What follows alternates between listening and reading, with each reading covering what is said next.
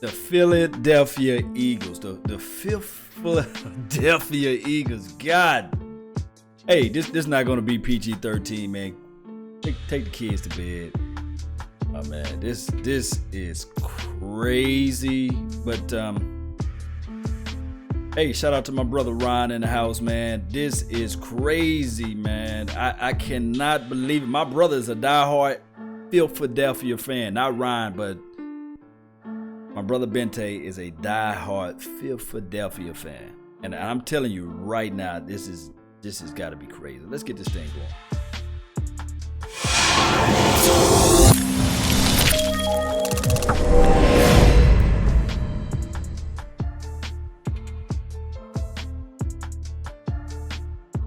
Yo. Let me see if I can hear you guys, man. Look, this shit. I can't even start the show, man. Excuses is excuses. Let me drown my down. You see how I got the picture up there, everybody, with the Super Bowl champions, because now we in a situation where you got Tom Brady. Now you gotta pick your poison. Tom Brady winning the 6 Super Bowl championship rings or what have you, and now you got the Philadelphia Eagles winning their first. And you know they don't ever shut their mouth up. They had 0. Can you imagine them with a Super Bowl ring? My God, man, this is crazy. This is so crazy, man. Hey, shout out to Italian Cowboy. Shout out to your boy DP3 and Desmond Roberts in the house. Brian Royal. Mr. Greatness, man, everybody that's in the chat box, shout out to you guys. This is crazy. I cannot believe it. Hey, I can't believe the dang Jaguars, they had the game in their hands and they lost it. But I'm gonna tell you right now, with this coaching staff, I'm gonna tell you guys right now, with this coaching staff, with the coaching philosophy and everything, it is crazy for us to think that Jason Garrett can take us to the promised land. It is not going to happen. Coaching evaluation, player acquisitions is 365 days. 365 days, right? 24/7, 7 days out of a week. You got to be able to trust the process and all this stuff. But yeah, I understand that. But at the same time, the last Final Four teams that's out there, right? They was in a position the way they are because of free agency. If you don't play, if you don't dance, you don't get a chance to be in the Super Bowl. That's just the bottom line. Look, Texas man film said, go Pats.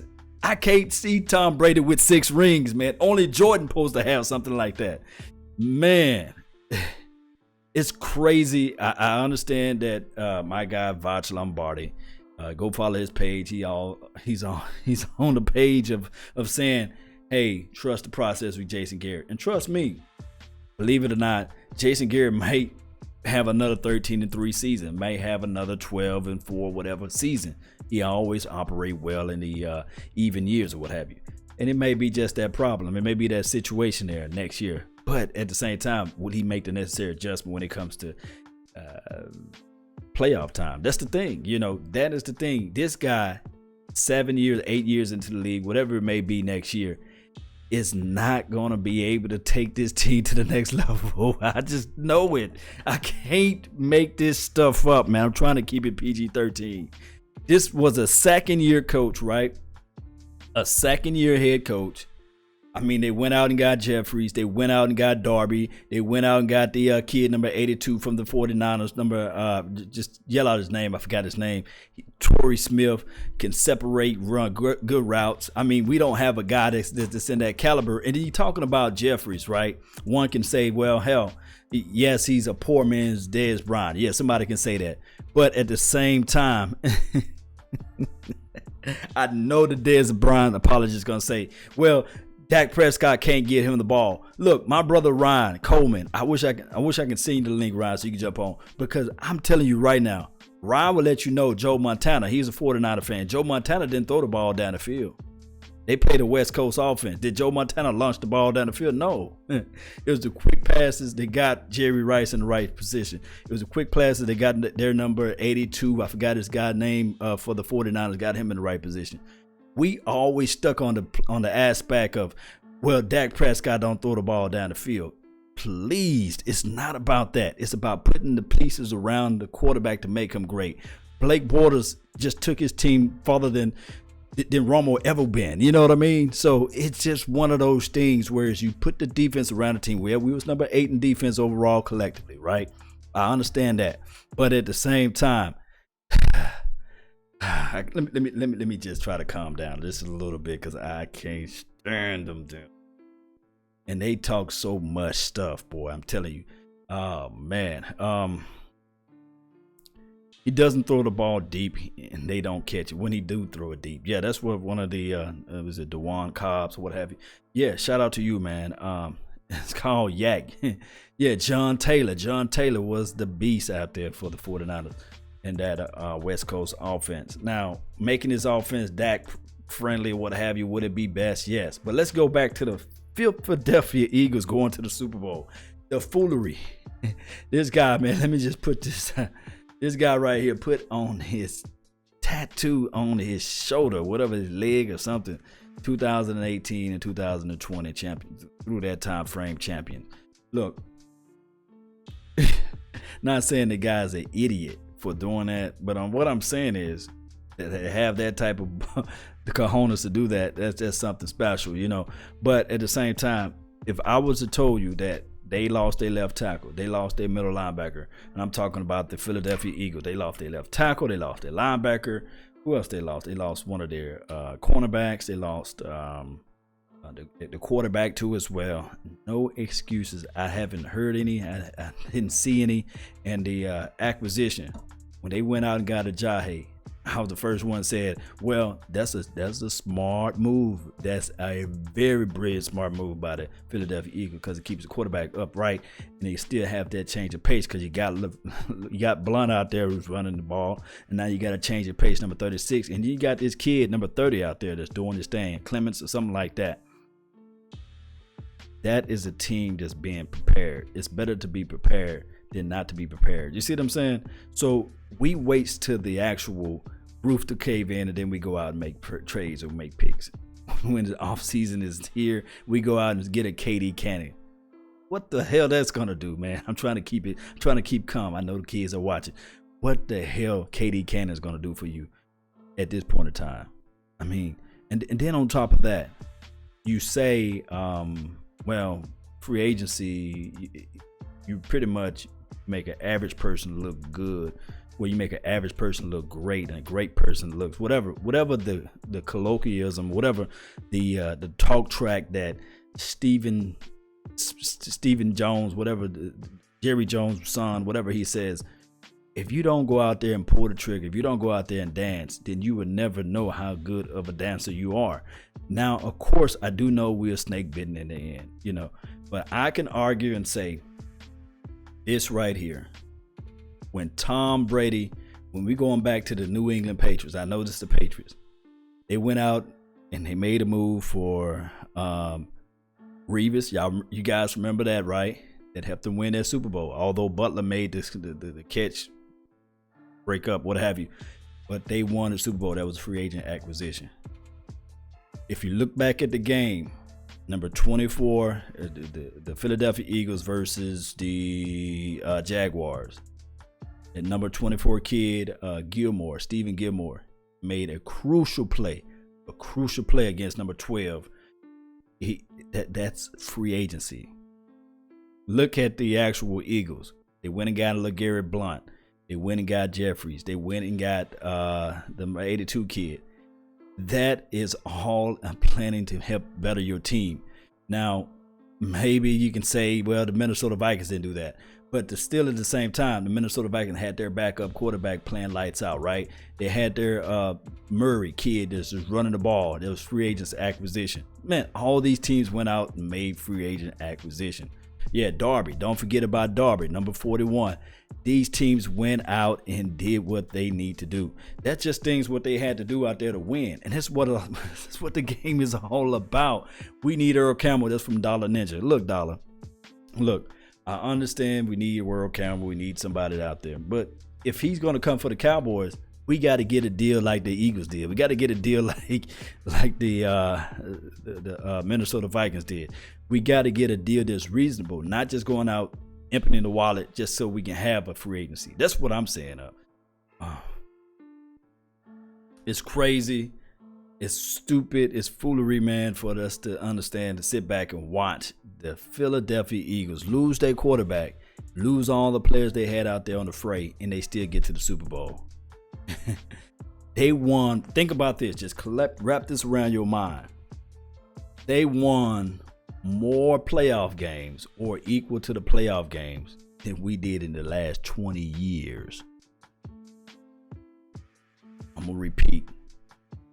Just off of them going to the Super Bowl right now, they just won more playoff games than we won in the last 20 freaking years.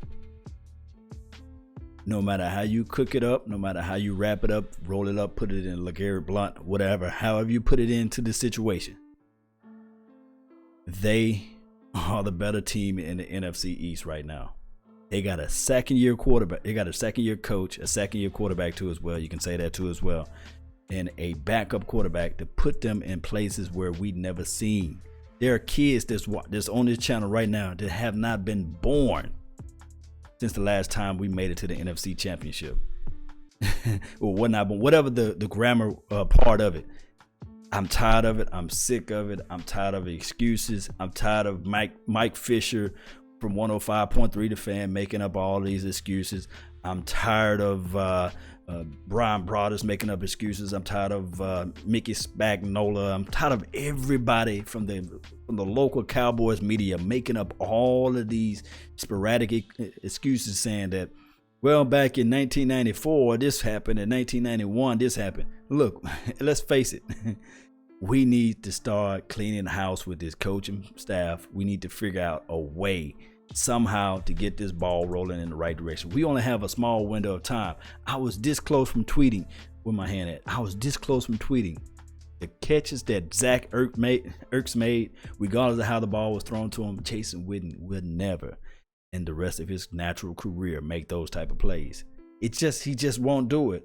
The thing is, the problem is with us Cowboys fans and us Cowboys media and us Cowboys pretty much staffing meeting, is that they coddle their players. They hold on to them too long, I meant to say, and get rid of them too late.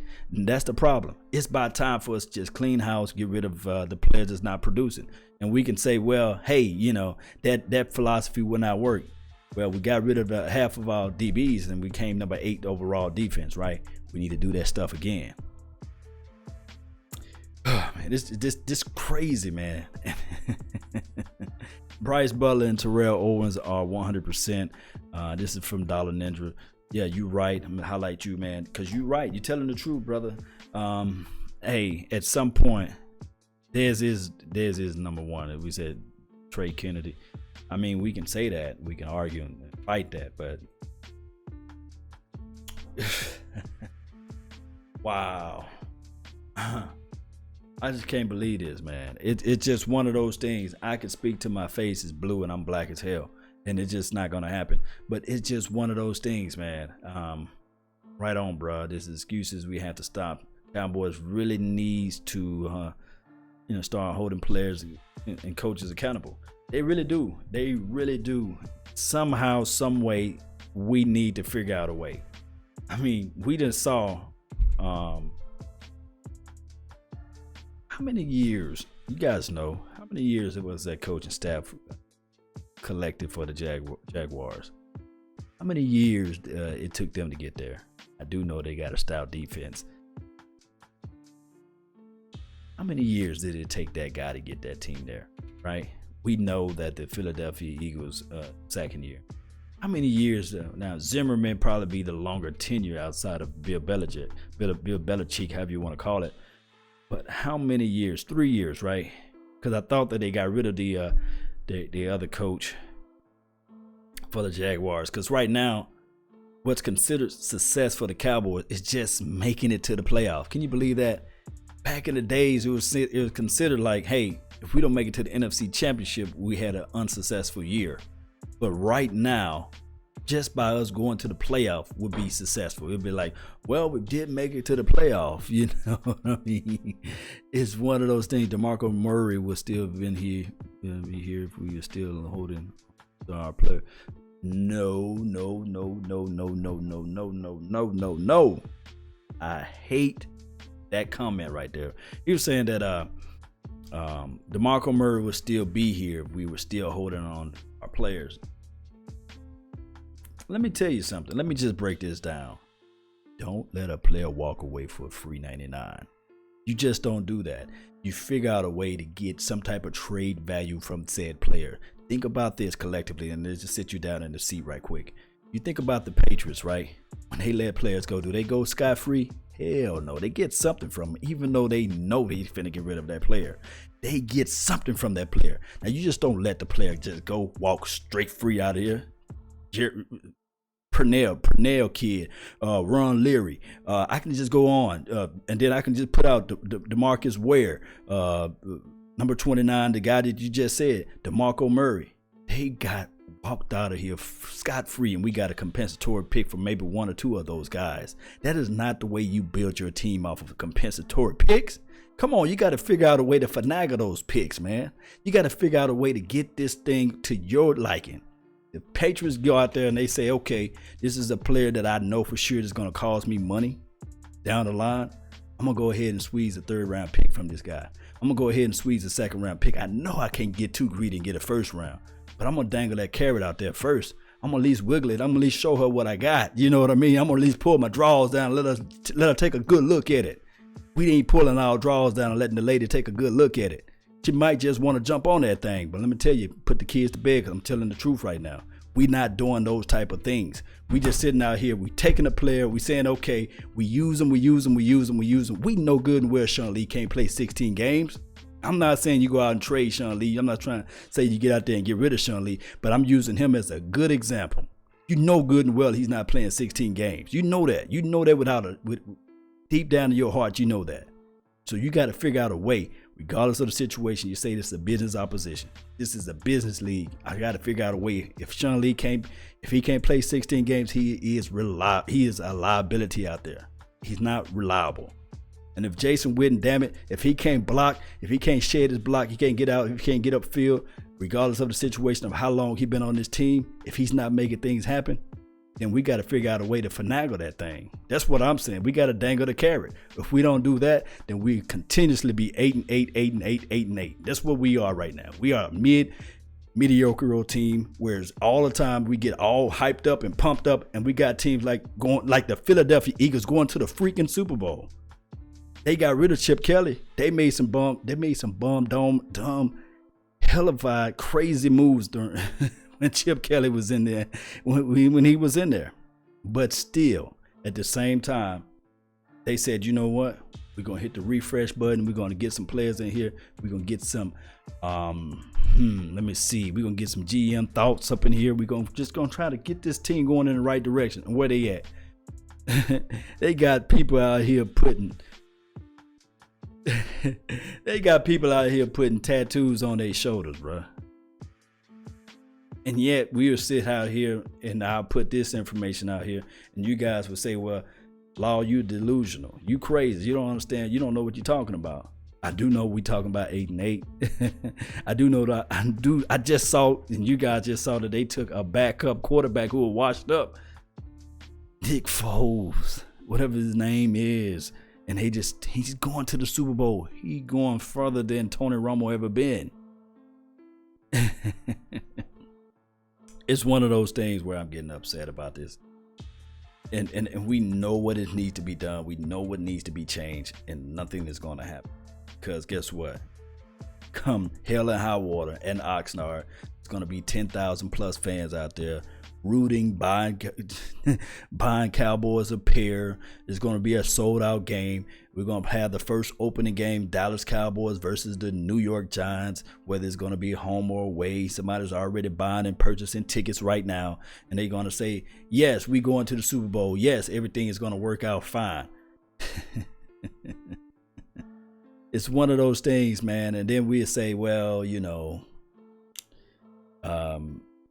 it's because Ezekiel Elliott, it's the woman fault, because of this and that. And then it's Dez Bryant because Dez Bryant, we got a segment of our fan base saying, well, Dez Bryant can run good routes, right? And then we got a segment of our fan base saying, well, Dez Bryant got only 3 routes. And then we got a segment of the population that's saying, well, Dak Prescott can't pass more than 10 yards. And then we got a segment of our population saying that Dak Prescott can pass better than Joe Montana and better than Troy Aikman and better than Tony Romo. We got all those type of things going around. And then all of a sudden the year pops off. We win first 2 games and we go into the Super Bowl, right? We still have the same coaching staff that we noted that he passed 10,000 times while he was in the red zone when you got the best running back in the league and you refuses to run the ball with him, right? It's one of those things, man. And that's just what it is. We're going back and forth and we doing the same exact thing. And we buying merchandise and we buying tickets to go to the game. We're watching the game every Sunday, right? And it's one of those things, man. But I digress. One of those things, man. That's what we got. It's our head coach. Regardless of how we like it or love it or hate it, that's the guy that's supposed to take us to the promised land, right?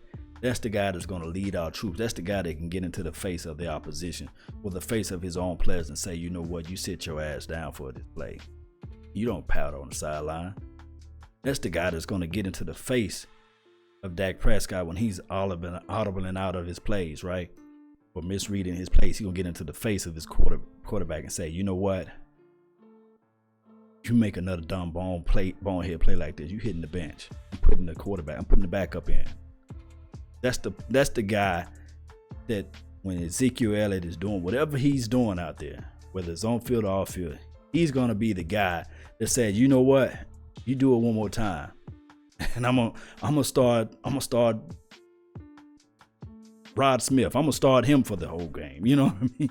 That's the guy that we really think that he's gonna change things around in Big D. Change ain't coming, Robert Thomas. Yes, you're right, man. And I know I'm gonna get a lot of kickback from it, but it's okay. That's okay, because I'd rather tell you guys the truth than tell you guys a lie, a comfortable lie. And I'd rather tell you a horrible truth than a comfortable lie. I'd rather tell you guys what I have on my mind and my thoughts about this whole situation. Look, there is hope, right? If John Gruden can go back to the Raiders, right? Jimmy Johnson come back to the Cowboys. I'm not going to say that, but if that can happen, then Jimmy Johnson can. That's our only hope. That's the only guy that can identify with the players, put and hold people accountable. I know for sure there was instance, guys younger than me, does some research on everything. Go back and look. Jimmy Johnson didn't give a damn. Late, I leave you. He left Troy Aikman on the bus. Late, talking to the media, he left him. Hey, Mike Irvin, he was late, he left him. We don't have that type of coach with that type of tenacity, with that type of thought track, with that type of temperament. We don't have that. We have a player's coach who's gonna clap. I do understand that weasel him way into this position via what T.O. said, right? But it's just what it is, man. Shout out to Ron Smith and who else? All About Gaming 111, Shallow How. Yes, Zeke is over Ramsey. Yeah, look, Zeke have to be Zeke. But at the same time, if Zeke goes through any of those small shenanigans like he did all last year, time to just kick the can on that. You got to figure out a way to say, hey, I stand true to what I believe in. I'm gonna get somebody who could be a dog tenacity on the field, not just being everywhere off the field. Look, that's pretty much all I had to say. I just wanted to spit that, man. But the Philadelphia Eagles going to the freaking Super Bowl. lost for words. It's one of those things where it's, but look, let me know who we should look at more draft tape. We should look at maybe might do another live draft talk show maybe tomorrow, this week, Wednesday around the time, around 9-10 o'clock. It's gonna be a late show, but let me know down below once the video has been posted of who we need to take a very good deep look at, because from what I saw from Zach Ertz, their tight end, the way they played out there, the Philadelphia Eagles, the tight end is your best friend out there. From what I saw, we really need a tight end that can take it vertical. This Rico Gather project, it's gonna take years, man. Tight end position, let me just break this down to you guys. The tight end position is the third, I'll say the third or fourth hardest position to learn in the National Football League. Next to the hardest position, of course, is the quarterback. The second hardest is the center. To play center takes a lot of knowledge out there on the field. The third hardest, I would argue and say the tight end will be the third hardest position to learn, because you got so many things that you're gonna have to learn. You have to pick up, whether you got an inline block, whether you got to stay, whether you got to do a release or flex out. You got to know the whole entire offense. You got to know the package as far as the offensive lineman play too as well. But that's just not something that you just can't say, well, I'm gonna just pick it up in my third year, especially by not playing high school and not playing in college. That's because it's going to be a long project. Now, this Rico Gathers a project that can probably fit in for some red zone packages. Yeah, so you can fit in some red zone packages. But as far as playing a whole entire 60 snap or 30 snap or what have you, the kid's not going to be able to do that. I'm just telling you guys the truth. Now he'll be a flash in the pan on certain plays. Yeah, he can do that. But it's going to take him time to develop. So that's why I said James Hanna, we do know that he's a finesse type of tight end. And we do know that the number 87 kid, I think it's Swaim or Swime, Jeff or George, whatever his name is, Jeff Swaim or Swime. Can't say the name, but number 87. He's not an all-around tight end, you see. So what we need to really do is figure out a way to get our version of a Zach Ertz, or our version of a tight end that can stretch the field and can open up some plays down the middle of the team. We do know that Jason Witten, his time is ticking. Father Time is undefeated. Only person that he have not touched yet is Tom Brady. So it's one of those things. Fly Eagles flies from Grayson. Shout out to the Eagles, man. I can't really say anything else. I'm perplexed about you guys, but it's one of those things, man. Hey, boy, I'm hot about this damn Eagles, man, going to the Super Bowl. Hey, but let me know what you guys have, some prospects. Let me know, and I'll take a good look at them. I'll do the review on them. I do it the way that I've been doing it. Those been watching the few channels that few pages that I've been posting lately. But that's all I have from here for today.